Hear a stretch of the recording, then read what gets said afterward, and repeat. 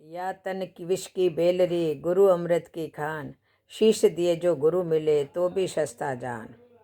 नमो नमो गुरुदेव जी तुम चरणन बहुबार, भवसागर से तार कर दो बेड़ा पार। बोलो गुरुदेव की जय हो। देखो, आज आपको एक प्रसंग सुना रही हूँ, तीसरी रोटी।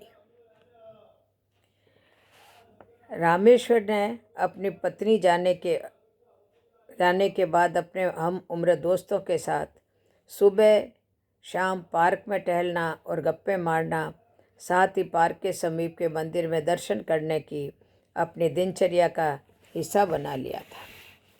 हालांकि घर में उन्हें किसी प्रकार की कोई परेशानी नहीं थी। सब उनका बहुत ध्यान रखते थे। आज सभी चुपचाप बैठे थे। एक दोस्त को वृद्धाश्रम भेजने की बात से सभी दुखी थे।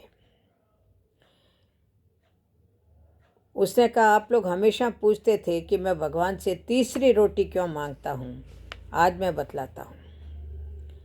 तो कमल ने कहा, क्या बहू तुम्हें 3 रोटी ही देती है या सिर्फ तीसरी? उत्सुकता से कमल ने पूछा। तो उसने कहा, नहीं यार, ऐसी कोई बात नहीं है, बहू बहुत अच्छी है।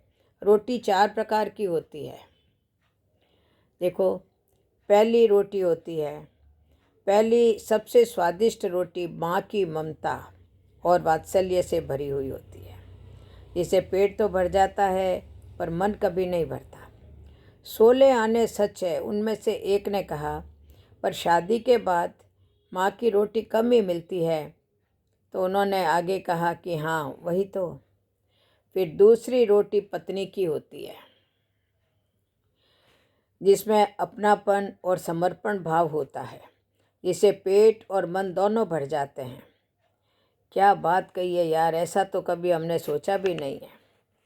अब फिर तीसरी रोटी किसकी होती है, उन्होंने उत्सुकता से पूछा। तो कहा, तीसरी रोटी बहू की होती है, जिसमें सिर्फ कर्तव्य भाव होता है, जो पेट भर देती है और वृद्धाश्रम से भी बचाती है। थोड़ी देर के लिए माँ चुप्पी छा गई। तो उन्होंने पूछा कि चौथी रोटी किसकी होती है?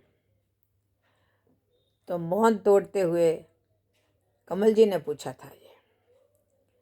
तो उसने कहा, रामेश्वर जी ने कहा, चौथी रोटी होती है नौकरानी की, जिससे नहीं तो पेट भरता है नहीं मन भरता है, और स्वाद की तो कोई गारंटी भी नहीं है।